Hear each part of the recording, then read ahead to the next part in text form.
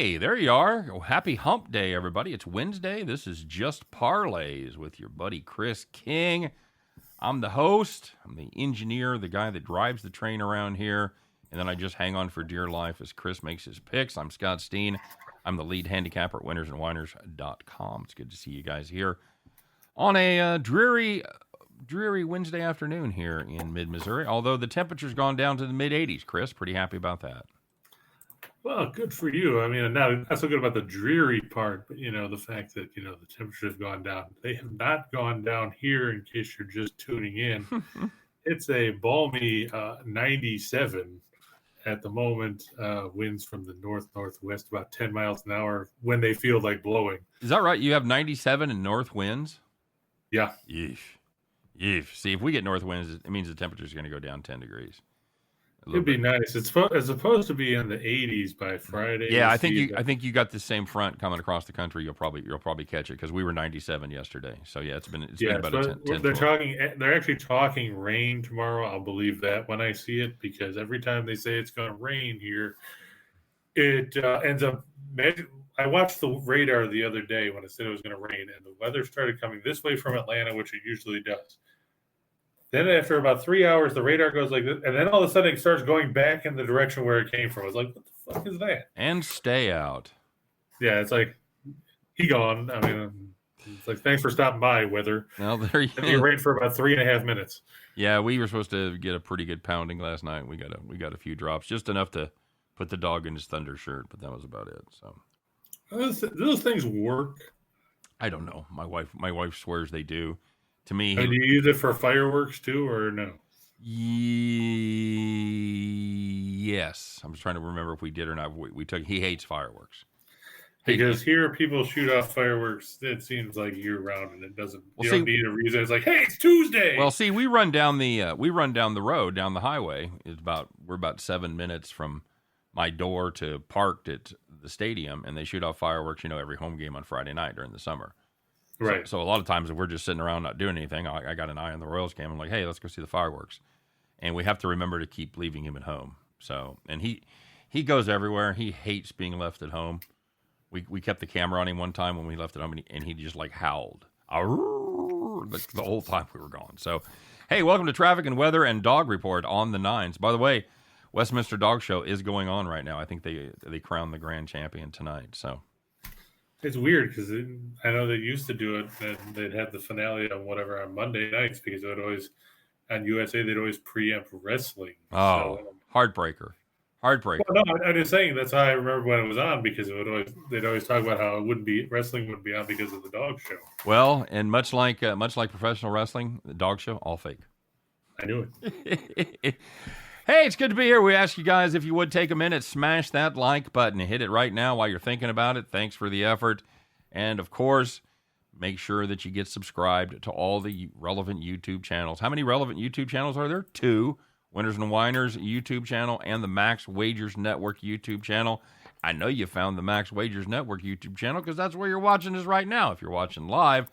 So if you haven't made the commitment yet, if you're ready to take that step, make sure you get subscribed.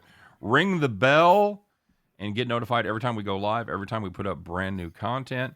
It's Brian Gillihan. If you're the king of parlays, he's the prince of parlays, Chris. He had another nice 3-teamer last night. The dude can hit some parlays, man. He puts in a couple. He puts in at least one every day. He used to put in like 2 or 3, and then we kind of took away a lot of the options for sports. So he usually puts in one, and it's pretty solid. He hits 1 or 2 a week.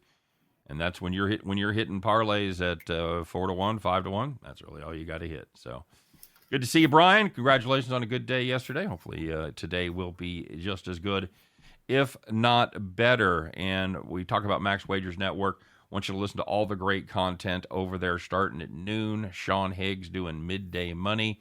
At 1 o'clock, it's Allie Burns with she's at Plus Money, honey, by the way, doing Morning Wood, you and me at 2.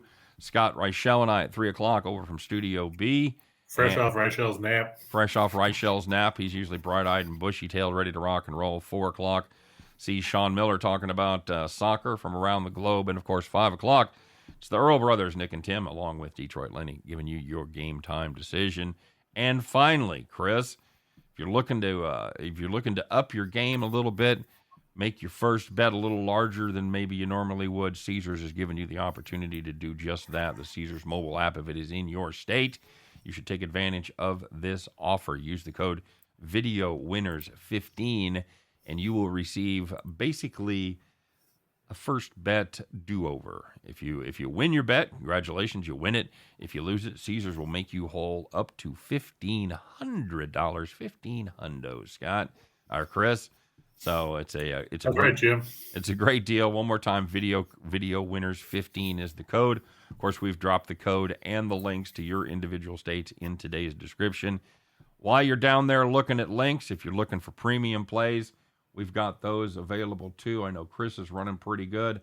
I'm on a nice little run myself. We've gone what have we gone? 25, 8-1 over the last week. So good mark there. We're happy with that. We went 3-1 yesterday, including hitting my best play of the day, which was the Seattle Mariners. Got that one home easily. Had to sweat out San Diego a little bit, but everything else was fine. I lost my personal live bet on the Royals. Felt like a genius. Angels had 2 guys on. They're down 2 runs. I caught the Angels live. They tied it twice. Just couldn't win it. So now who picked the Royals yesterday? That was you. That was right. A nice plus. What'd you get? Plus 145 on that? A nice price. Plus 140. The bad part was in the shot in the dark, we had 7 of them, and 2 of them I couldn't do a damn thing about being wrong because Perez left early. Yeah, caught a ball on the wrist. Exactly. Yep. And Judge only got to bat once because they decided that they were going to pinch hit him in the ninth. That's brutality right there. So that would have gone as a no play. And besides, so he gets one at bat, and he saw 1 pitch. Brutal, just absolutely brutal. How'd the rest of your day go? Not bad. We had a 14er. Like you said, I had to sweat out San Diego because for the longest time they were down 2-1 after giving up that inside the park homer because apparently Trent Grisham thought he could be Superman and dive and stretch out, and he'd be able to fly, and then watch the ball roll all the way past him. I want to fly like Superman. He flew like a 3-ton metal turd. Yeah, it wasn't good. Andrew Kalaji said this is where legends are made. Fucking legends right here, buddy. Well, as Art LaFleur said in The Sandlot, remember, kids, there are heroes and legends. That's right. Very good. If hitting a 10-teamer doesn't make you a legend, I don't know what does. So. But, so we had a 4-teamer after San Diego came back to win. I didn't stay up to catch the end of it because I was like, this game sucks. Yep. And then, I got bored with the Royals constantly blowing leads because we were talking about how bad some of their bullpen guys were. Stalmont couldn't throw strikes. Barlow had a reverse performance of what he had in that 10-teamer that we had a few weeks ago where he came in with the bases loaded and gave up nothing. Yeah. Blew the lead in the ninth, forced extra innings, and then the Blue Jays blew multiple leads. It was very disconcerting. Not good at all. Got hockey tonight. Pretty excited about that. It's weird to not have a big playoff game to talk about like from the night before. I'm still getting in that groove where we don't have basketball.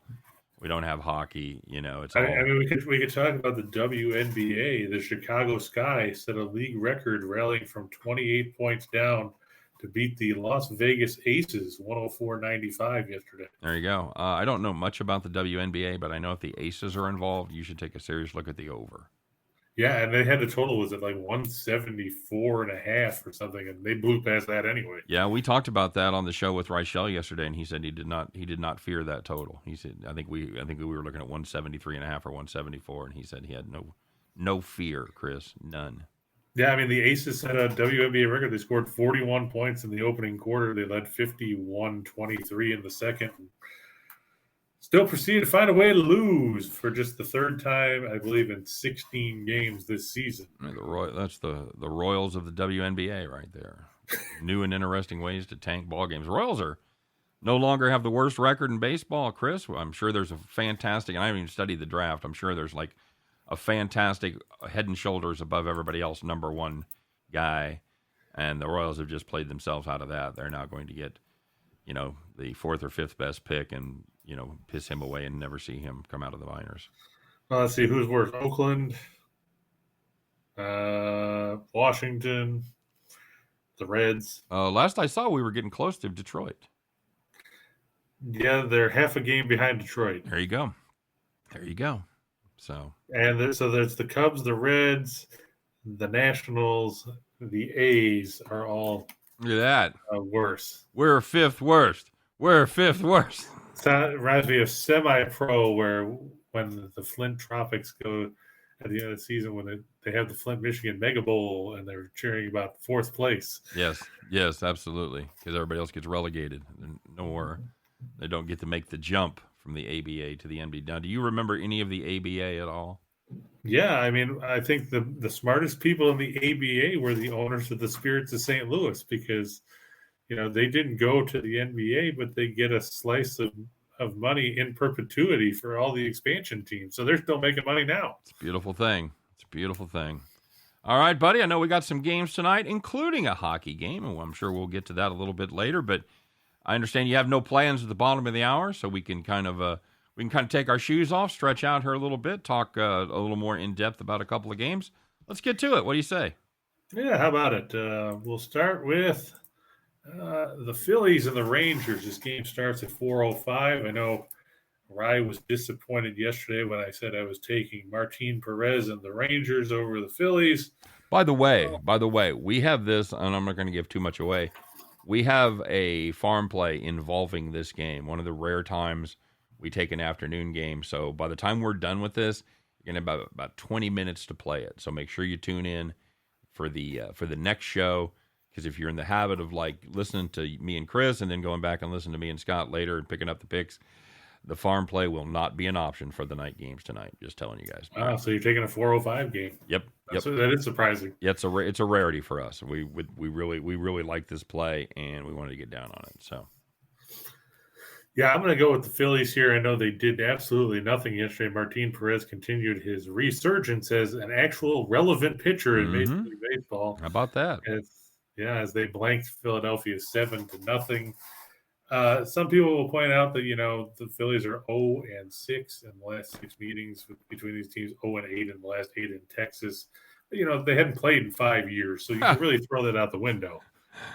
Well, some people need to work on separating the wheat from the chaff as far as their stats go. Because if you're pretty much, that's like I know there's a site that you and I use that talks about what's happened since 1999. Yeah. Why do I care? Why do That's I? What happened on Tuesdays in 2006? Depending on the league and how the personnel turns over, I probably don't care what happened 3 years ago. Right. So yeah. Anyway, noise. You've got Zach Wheeler, who's. Would you say he's the front man in the Phillies rotation now, as he supplanted Aaron Nola? Yes, he's a top 10 Cy Young candidate, at least according to the odds. Well, so is Tony Gonsolin, but yes, who turned in another solid outing yesterday. He's now 9-0. Yeah. He went 5. He went five innings, 2 runs. Not fantastic. It's not going to win him the Cy Young, but it didn't knock him down any. If you made a bet on Tony Gonsolin, like I said to do, if you got him at I think most places were 20-1. If you got him at 20-1, you shouldn't feel any worse after last night's performance. Yeah, but you said you saw him somewhere at 35. It was a site that listed all the odds of everybody. It wasn't a betting site. It was Gotcha. Like an amalgamation site where they had it kind of track the movement. And the last update, number one, it was from the 6th of June. So I noticed that as I looked at it harder. I was trying to figure out why there was the discrepancy. So it looks like we missed at least one start of Gonsolin, where his odds went from 35 to 20, which 20 I think was still a great price. Well, just looking here real quick at covers as of last week. So this was on the let's see what they've got here. They had Gonsolin still at 22-1. That was actually updated this morning. So, and MGM says this was as of a few hours ago. They don't even have him in the top grouping. They've got Alcantara, Musgrove, Burns, Wheeler is 4th. Okay. Then Max Fried and of course, you tell nobody proofreads this stuff because it's Carlos Rondon, not to be confused with Hector Rondon, the former reliever for the Cubs and Astros. Right. He's at plus 1,800. So very good. Carlos Rodon, not to be confused with Rick Rodin. Yep, exactly. Who's a good golfer. Yes, he is. Yes, he is. All right, buddy. So you got Zach Wheeler here going up against Johnny Gray. Johnny Gray hasn't been bad over his last couple starts, but which is weird because he's spent a ton of time on the IL. On the IL. Yeah. You're right. His last 2 starts, he's got a 1 run in 13 innings, struck out 16, 8 hits and 3 walks in that span. But I only know that because we did this for Total Chaos. We did this game. So did you? Yep. So I pity you. Pity the fool. Phillies hit. I reject the challenge because Balboa is no challenge, but I'll be more than happy to beat up on him some more. Phillies hit right-handers pretty well. At least they have lately. They've won 10 of their last 11. I think that's important. And Gray, it's important to point out too that in those 2 starts, he faced the White Sox, who have been inconsistent at best. Mm-hmm. And his last start was 7 shutout frames against the Tigers, who couldn't score a run if you threw a wild pitch with a guy on third base. Yeah, we talked about that yesterday. Tigers averaging just a little bit over 2 runs per game on the road. Just like 2.17 now. 2.25. Yeah, congratulations. So yeah, I'm okay with the Phillies here. That's a decent price. I think it bothered me is there wasn't as much bump on the money line as I thought there was going to be. You're the run line. You're a road team with the pitching advantage. I mean, 60 cents isn't ideal. You always look for a little bit more, 65, 70 if you can get it, but 60 is not unreasonable. And you look at the Phillies; they're very good at scoring on the road. Second in the majors, 5.24 runs a game. They're basically the Rockies of road teams. You ever been to Philadelphia? You're happy to get out of there too. That's true. I mean, sorry, Rye. Well, I haven't seen him in the chat yet, so it's weird not seeing him over there. I know. He's probably handicapping for the NASCAR so he can kick our ass. Another track this week, by the way, nobody knows anything about. We're going to Nashville. Oh crap! Where are they again this week? Nashville. Oh, Nashville. That's right. Nash Vegas, baby. So it's gonna be another track that nobody's ever run on. That's what I'm saying. I think they've we'll be playing. Oh, well, we'll just throw lawn darts at people and find out who we think is going to be in there. I think they've run there one time. Rye brought up a great point that Kyle Larson's been pretty much overvalued in every race, which should open up value for the rest of the field. He's going at plus 450 right now. See, that's just DraftKings. Not a fucking chance, man. I'm not doing it. And then it's Kyle Busch at 750, Chastain and Elliott are at 800, and then Denny Hamlin rounding out the top 5 at plus 1,000. Yeah, we'll see how that goes. All right, so take the Phillies here. They're good team. Rangers better than we thought, but the Phillies have really turned it around. And as much as I hate to say it, I don't think it was Joe Girardi's fault that the team was playing as poorly as they were. I don't think Rob Thompson has done anything earth-shattering to make this team suddenly turn things around. Well, it's weird because as soon as he came in, the team suddenly turned things around. I know, but I mean, it's not like he's some manager of the year candidate.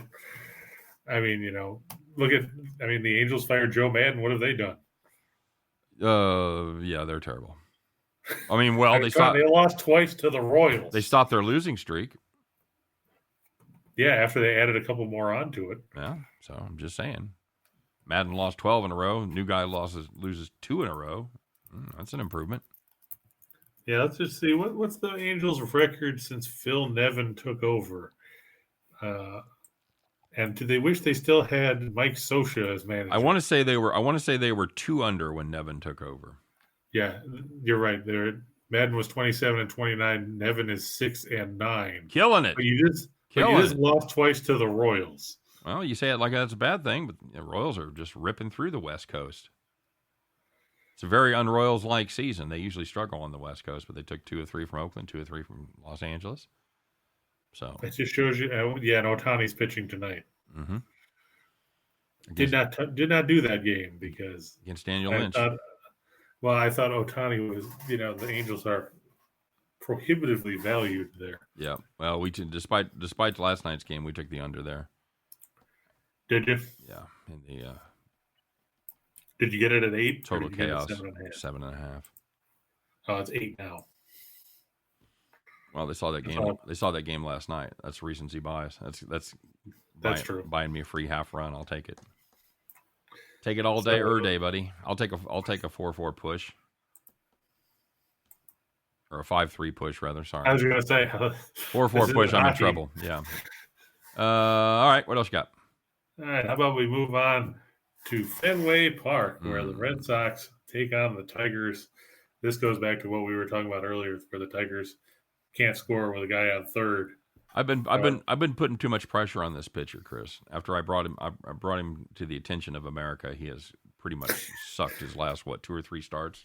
His last 2, he's been bad. He's good at 9 runs in 9 innings. But to be fair, even when Schoolball was pitching good, he wasn't getting much in the way of decisions because the Tigers can't score any friggin' runs. No. I mean, you look, and before those last 2 starts and the 7 starts prior, Schoolball gave up 2, 0, 0, 0, 3, 0, 3.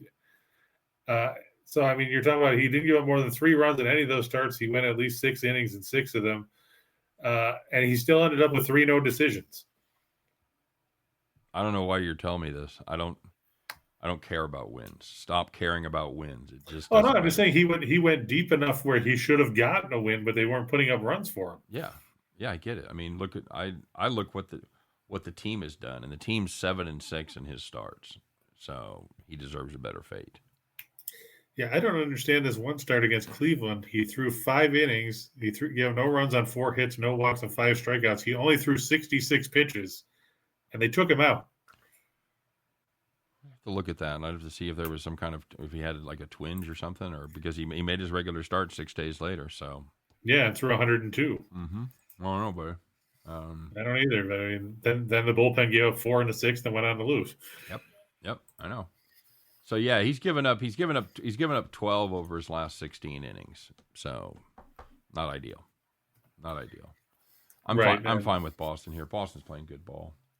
I'm surprised that the number was that low. I mean, it ranges depending on where you're looking. It's up to, I think, anywhere between 125 and 140. But still, 125, when you consider how well Waka's pitched, and he's pitched very well at Fenway Park this season, coupled with the fact that, like we said, Detroit can't score. I mean, 2.25 runs a game on the road. They're averaging less than 3 runs a game overall this season. Looking at Waka's last 3 starts, he had the one rough start against Seattle where he gave up 4 runs in 4 1/3. Before that, he threw the complete game against the Angels in that 1-0 game on June 6th, and then he is coming off a one-run 6-hit performance of 5 1/3 at home against the Cardinals last Friday in a game that ended up 6-5 because Boston's bullpen showed up. But at Fenway Park, Waka's 2-1. His ERA is 1.03. Yeah, he's given up 3 earned runs in 26 1/3. Yeah, he's been outstanding in front of the Green Monster there. Like I said, 1.03 ERA, 0.95 WHIP. Very, very good. He gets a lot of ground balls there too. Been a lot of surprising things in baseball this year, and I think one of those things you have to put on the list is the resurgence of Michael Wacha. Actually, probably being a better pitcher this year than he ever has been. Yeah, I think his best year was probably 2015 when he won 17 games, right. But that seems like an eternity ago. Yeah, it does. Well, 7 years ago. So because he's won double digits just once since then. Yeah, and you talked about a little bit. This line is going up. We're seeing 132, 133, even 135 in some spots. So I don't imagine there's going to be a lot of Tiger money coming in late here. So I would pound this earlier rather than later. Yeah, I'm looking here, and Caesar still has it at 125. Win bets at 128. Then points bet is 135, and so is bet 365. But then bet MGM's got it at minus 145. So there you go. Look around, shop. Don't My mama told me you better shop around, buddy.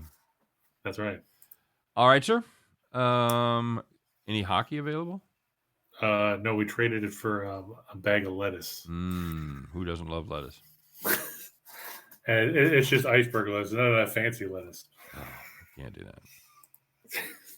Yeah, how about we talk about the Lightning and the Avalanche? Game 4, we saw Game 3. We thought that it was going to go completely different than what we actually got. This game has a line reflective of how I feel about it. Minus 110. Yep. I have no fucking idea how it's going to go either, odds makers. You're absolutely Yeah, right. close your eyes and throw a dart and see where it lands. I mean, what have you seen? You've seen 2 games go one way, saw 1 game go the other way. And we saw 1 close game, and then we've seen 2 blowouts. I'll tell you what I would bet with more confidence would be the over. Oh, yeah. Just I because agree 100%. Colorado's got a lot of difficulties when it comes to goaltending, it would appear. And Sly said he doesn't love lettuce. He said it's rabbit food. Fair enough. I'm fine with the nice salad.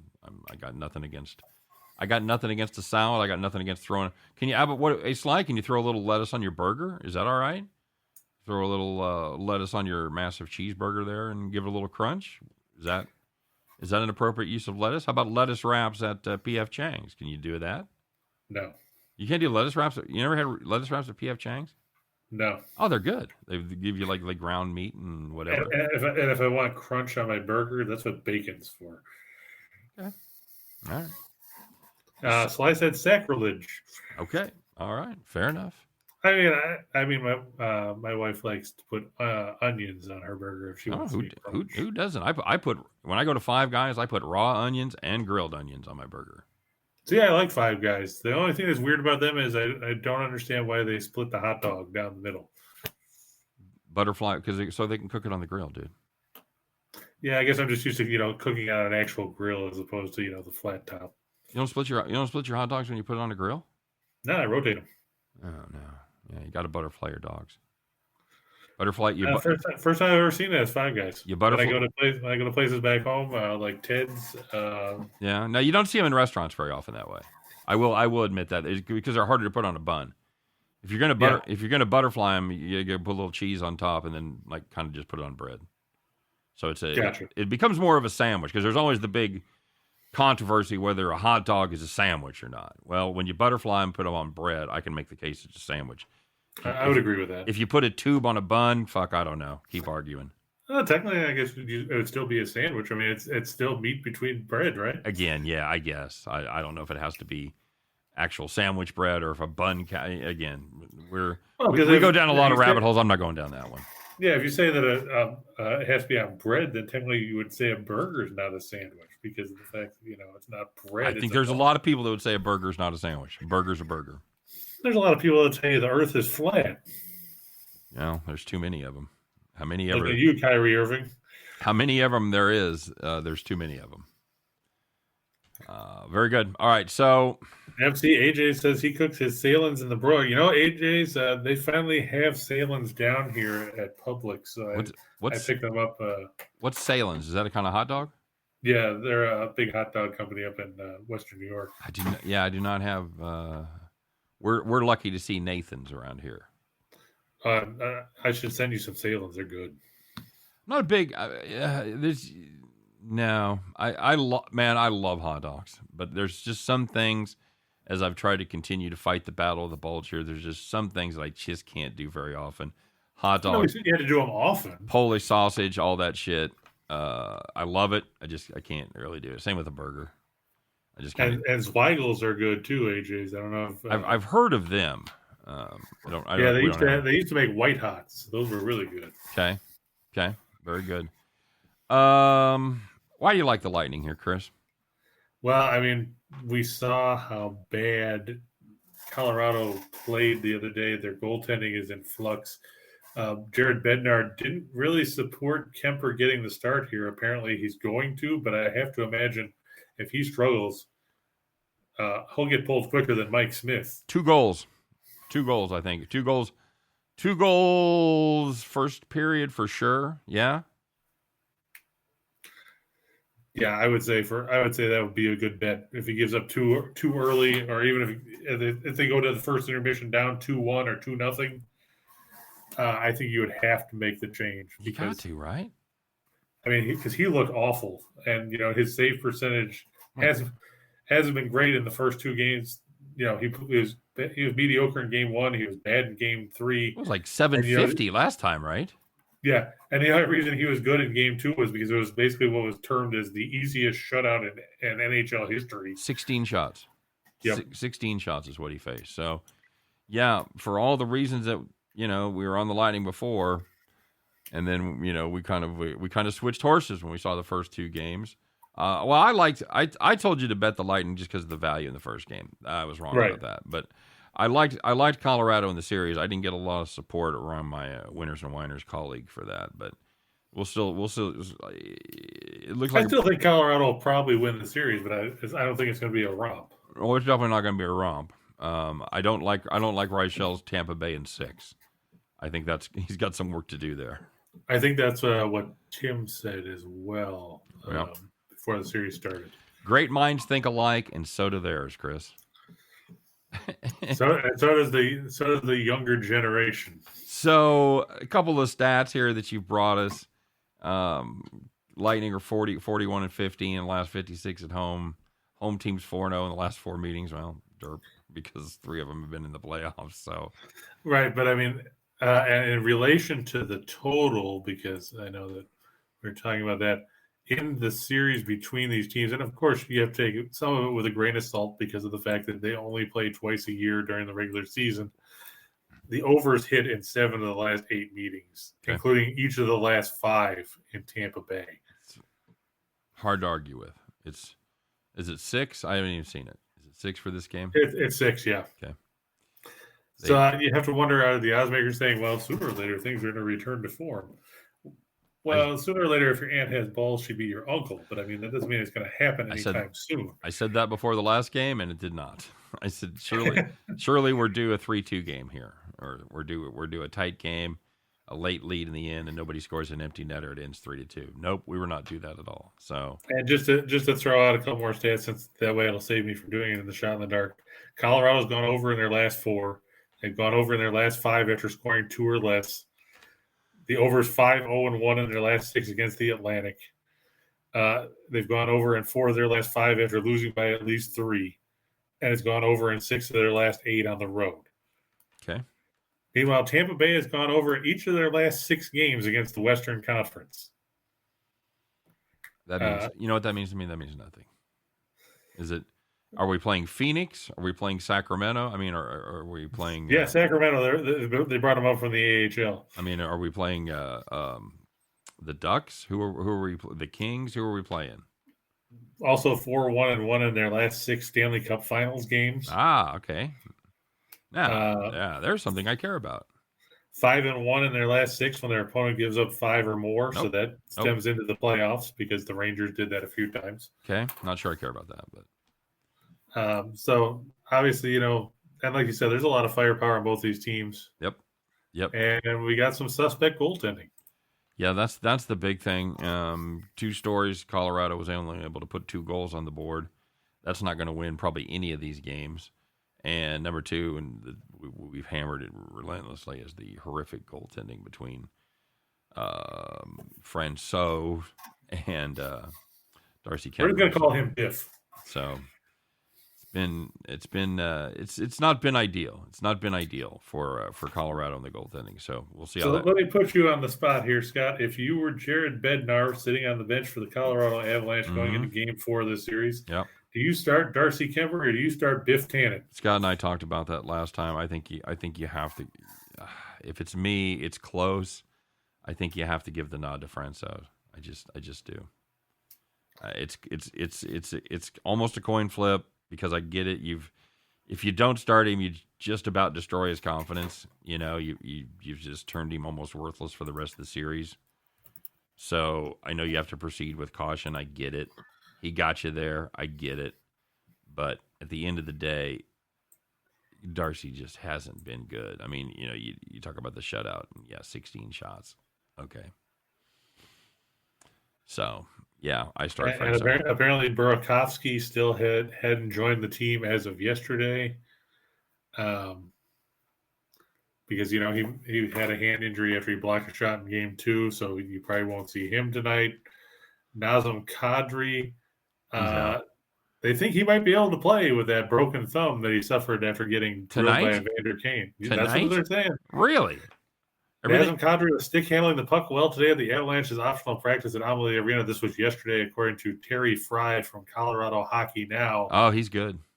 Terry Fry. Are you being sarcastic? I am. Okay.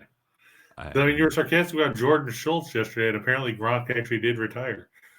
Oh no, I didn't doubt the veracity of the story. It was just the Jordan Schultz breaking news alert kind of thing. So, yeah, I still don't know who he is. So no, and the world has forgotten now.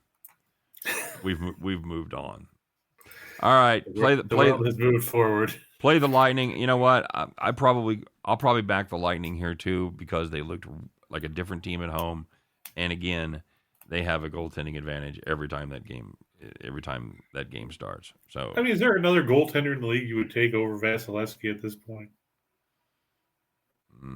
Sonia Henny's out, so you know, I'd probably take if no over Vasilevsky, no over Kemper, I'd probably take Mike Smith at this point. I thought you were going to say you would take Karolovich Melka from the Coyotes. Maybe Igor. You know, perhaps. I mean, that's really the only one you can even have a conversation about. What about Jacques Plante? Would you take Jacques Plante over Vasilevsky? How old is he? He's dead. Well, so he's not getting any older. Yeah, Plante died, let's see, 1986. Okay, so it's been a minute. I mean, I knew he had to be old. I didn't know he'd been dead for 25 years. If he was alive, years. He'd be 93. Okay, there you go. So he checked out. What about Ken Dryden? Ken Dryden's not alive, is he? Ken Dryden's alive. He's 74. Okay. What are you doing? Why are you fucking bringing up goalies that are in the fucking home for old goalies? So I wanted to see if you would take him over, Vasilevsky. I was testing your hockey knowledge. Yeah, okay. What about Dominic Hasek in his prime? Maybe, or Patrick Raw. That'd be the other one I would consider. So not Pelle Lindbergh. Moving on. All right, so that takes us through the exciting part of the show. So now we can move on to the money-making portion of the show. People are looking at their computer going, really? That was the exciting part? Oh, fuck. What have I gotten myself into? I mean, the exciting part was really, talking about the dog and the fireworks. But, we like to start out slow and kind of taper off from there, folks. That's our pattern. So Sly said he wants to know the over/under on slashes to Kadri's hand if he plays. Ooh, 2.5. I mean, if he does play, you'd have to think the Lightning might be out for revenge after, Taves' cross-check to Kucherov in the late stages of Game 3. Yeah, I would imagine they don't forget that. You a fan of the eye for an eye mentality when it comes to, the playoffs? Oh, yeah, has to be done. Has to be done. Even at the risk of, ending up, putting the other team on the power play? Got to be smart about it. But, yeah, pick your spots. It's like throwing at the guy in the baseball game. You're not gonna throw at him with the bases loaded and nobody out, but you get up. You get up there with nobody on base and 2 out. You better. Or Tony La Russa. You better get your head on a fucking swivel, boy. That's what I'm saying to you. So, yeah, I'd put on an extra big glove if I'm Kadri. I mean, we'll see if he actually plays, but that's the speculation, is that he could be back tonight. Okay. I mean, more power to him if he's going to come back. It's only been, a couple weeks? Yeah, at most. I can't imagine why you need a thumb to shoot a puck. Let's see. It says here they indicated it's possible he could return to action for Game 4. Worst case, he would be back in Game 5. Okay. All right, very good. Going to be interesting. Let's make some money. Sure, we could do stuff like that, I guess. I mean, if you're into that sort of thing. I'm going to take Phillies we talked about. The Rangers. Yeah, what do you got with the Marlins here? Well, it's Pablo Lopez going against Chad. I still wish I was cool, but I'm not. And, you look at Cool's numbers. He was 3-0 at the end of April. He's won once since. He has, dare we say it, Chris, cooled off a bit. Yeah, he's gotten downright frigid when you get right down to it. And Lopez, I know he's had his struggles, but, you look at his starts. He's kind of like Alcantara, where, he gives you a chance to win and then the bullpen blows it.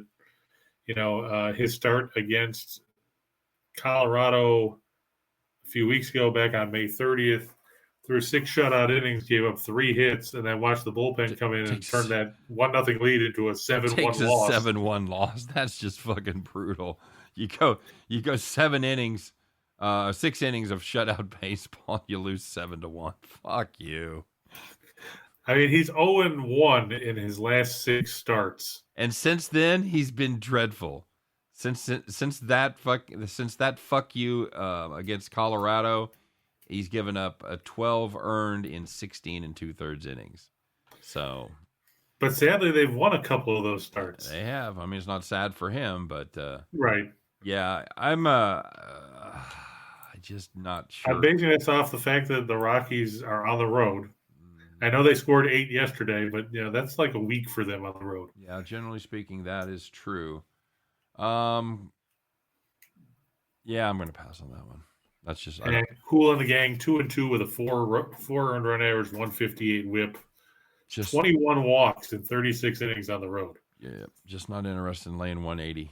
It certainly might come to pass. I just don't think the Marlins are minus 180 better than anybody, unless Alcantara's on the mound right now. Dodgers over Reds.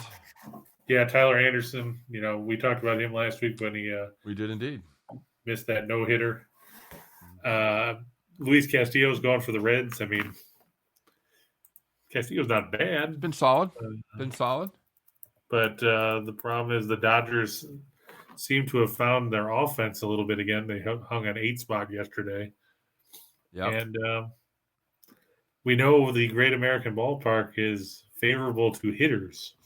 Hit them high and watch them fly. We've talked about this Cincinnati bullpen a lot, and they've given up 185 billion runs. They've given up an average of 6.6 runs per game over their last 5. So that's not ideal at all.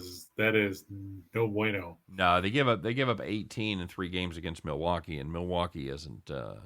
That's not exactly the Bash Brothers up there. It's not exactly Harvey's Wall Bangers. And the last game that Castillo pitched, it was against the Diamondbacks on the road, and he gave up 3 runs in 7 innings in a game they lost 7-4. So talk about another team where the bullpen screwed him over. Yep. Yeah, this is and we talked about Tyler Anderson. 4 of his last 5 starts given up 1 or less. He gave up zeros in 3 straight starts. Kind of got tagged again. The White Sox came back strong last week and gave up just 1 earned in 8 1/3 innings with one hit. One hit. That's all we got. As he took one goddamn hit. Took the no into the 9th. So there you go. Yeah, big fan of that play. I think that's a good price right there. So if you were going to play the Phillies Marlins straight up, play them on the money line, you're getting 170 on your $100 bill. You want to put a little mustard on your dog there. Take the run lines, 395, almost 4-1 on $100. And of course, if you were to play the Dodgers and the Red Sox, possible World Series preview, 2-1. Yeah, maybe if Boston had half their pitching staff.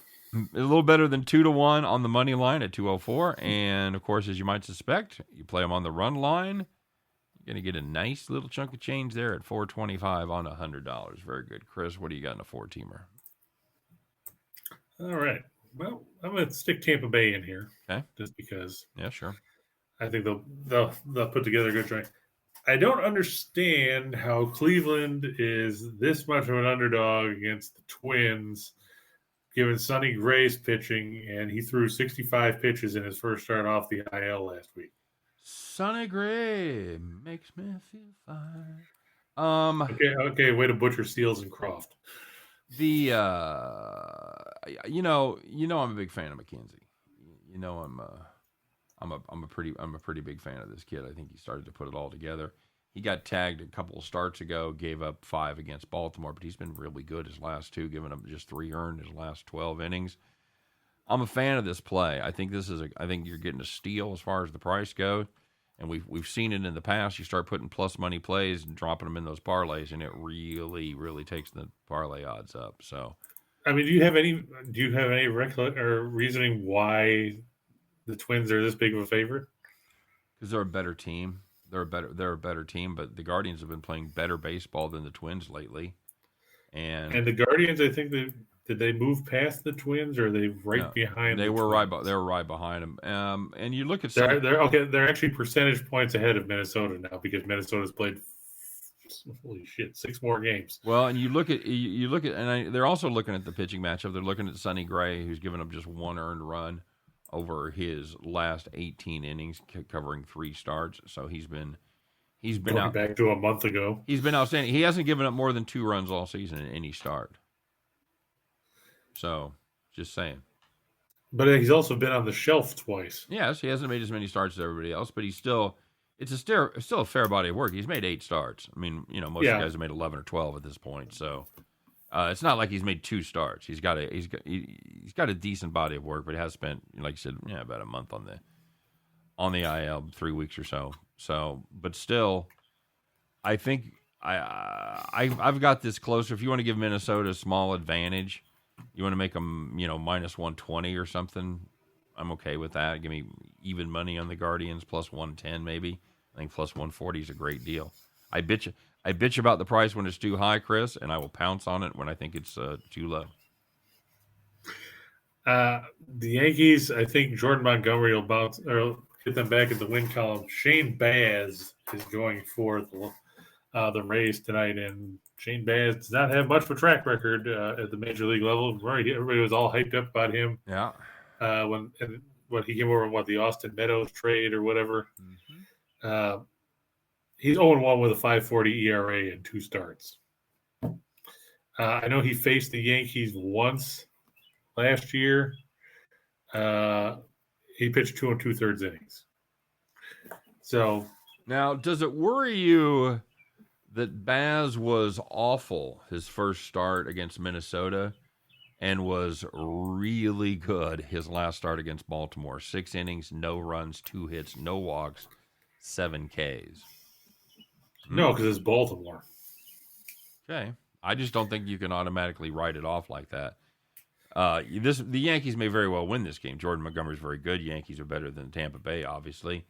I'm just not sure that Baz is going to puke on his shoes like you think. Well, he might not puke on his shoes, but you also have to look in that game where Baz threw 6 scoreless innings. Tampa Bay scored no runs. I know. No, they've had Montgomery Baz doesn't have to pitch badly to lose. No, he does not. He has to give up.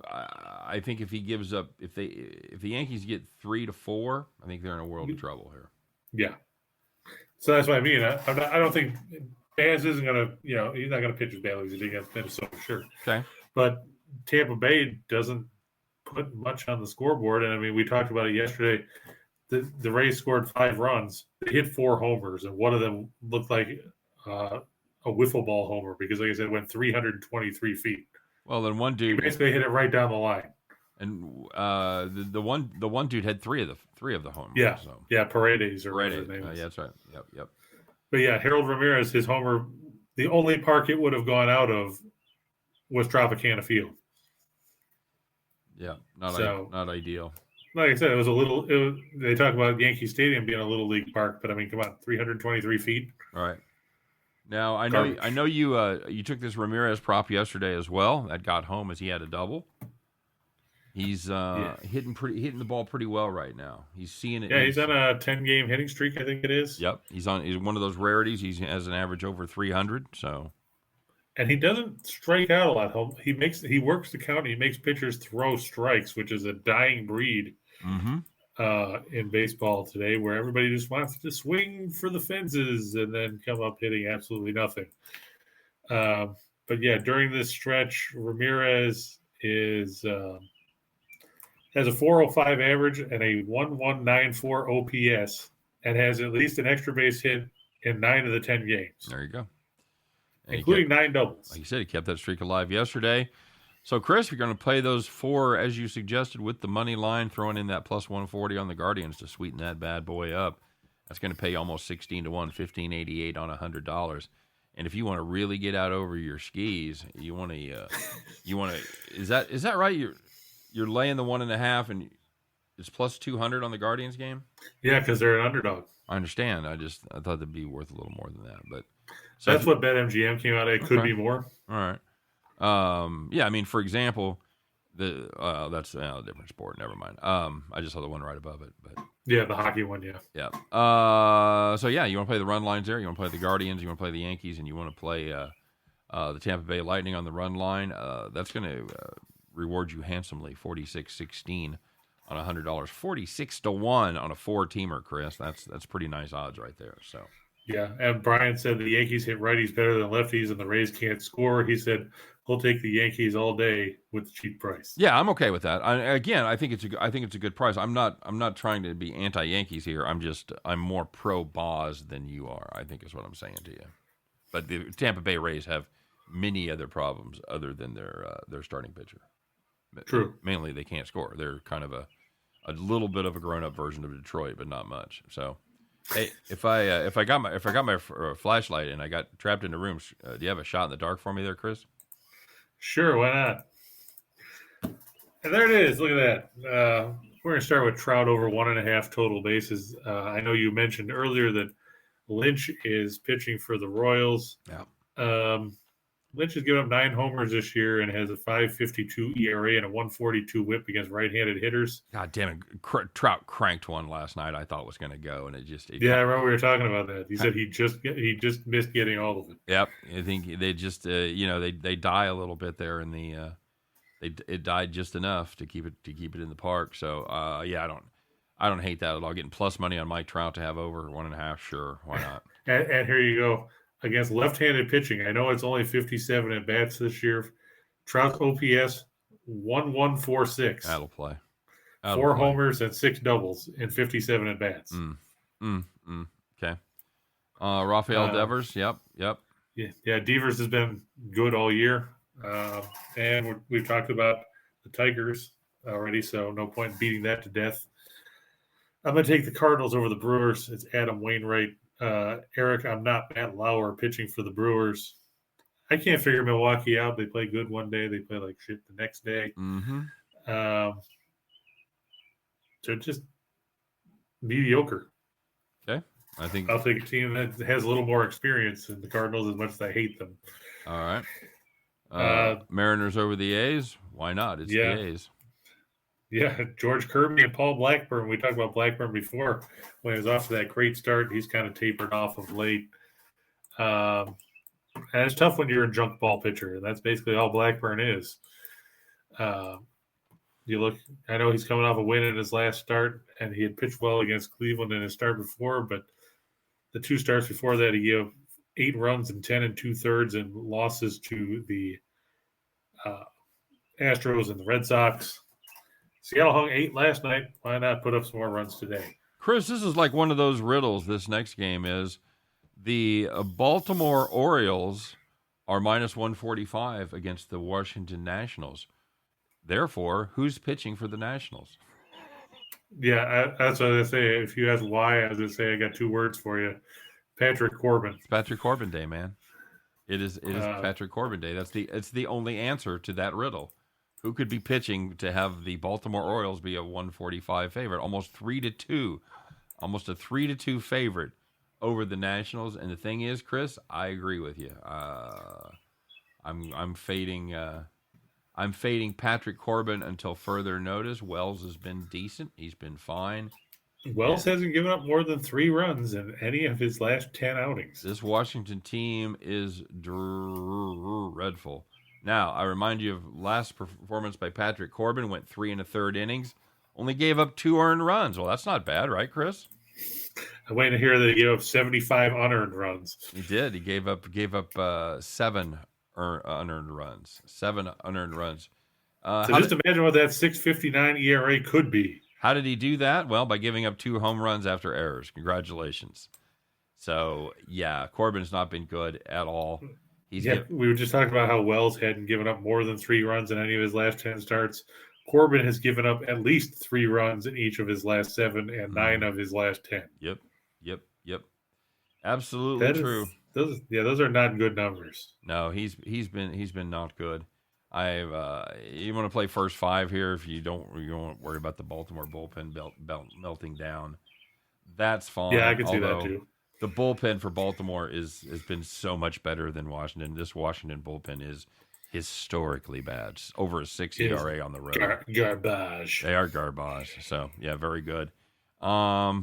I mean, you're right. It's scary that, we're taking Baltimore. I mean, you're like, what the fuck? Why are you taking Baltimore? I know. But yeah, Baltimore's bullpen ERA 3.19 compared to 5.22 for the starters. Yep. 230. Yeah, Palat, he's played a lot better than I think a lot of people expected. He's got 10 goals. He's got 9 assists in the playoffs. He's the second leading scorer for Tampa Bay behind Kucherov. And with Kucherov, he might be a little hobbled after that cross check. Palat's going to have to get involved. All right, we got to rip it, buddy. First period over 1.5. Why not? They all have been so far, right? Yep. We saw 2-1 at the end of the first period the other day. We talked about Tampa Bay, about this game going over the total. Yep, over the total, absolutely. And plus money, no less. I mean, you can do worse. Vasilevsky over 32.5 saves. He got there last time. Colorado's averaging almost 40 shots a game in the playoffs, over 35 in this series. And Stamkos and McKinnon both over 3.5. You have to play those together. Correct. And that pays you plus 210, a potential payout on a $100 bill. That's a 10-teamer, $126,900. You want to play it on the run line with those baseball games, 309. 277, Chris, on $100. Ain't a bad payoff right there. So yeah, where's Lex Steele to talk about this? I know. Any final thoughts? Didn't see him today.